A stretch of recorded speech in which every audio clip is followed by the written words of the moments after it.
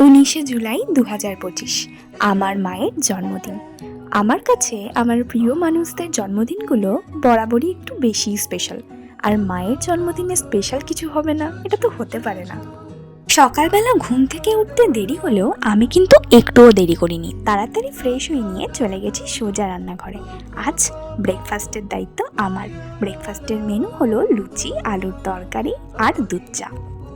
জীবনে প্রথমবার লুচি বানাবো, তাও আবার মায়ের জন্মদিনে। কিন্তু আমার বেলা লুচিগুলো দেখে মনে হচ্ছিল এগুলো কোনো লুচি না, কোনো একটা আননোন রাজ্যের ম্যাপ। তারপর আরও কয়েকবার অক্লান্ত চেষ্টার পরে আমার বেলা লুচির শেপটা ছিল মোটামুটি এরকম, মন্দ না। এদিকে আলুর তরকারিটাও রেডি, আর এখানে আমি লুচি ভাজার জন্য তেল গরম করতেও বসিয়ে দিয়েছি। প্রথম লুচিটা পুড়িয়ে ফেললেও কি হবে, পরের লুচিগুলো যে এত ফুলেছে তার জন্য আমার তো একটা ক্রেডিট প্রাপ্যই, কি বলো? আরে বাবা, প্রথমবার লুচি ভাজছি, তাই তেরা ব্যাকা হোক তবুও আমার। জীবনে প্রথমবার লুচি ভাজতে গিয়ে বেশ অনেকখানি দেরি করে ফেলেছি।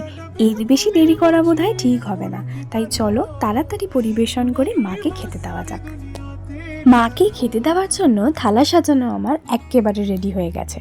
এবার শুধু মাকে খেতে দেওয়ার অপেক্ষা।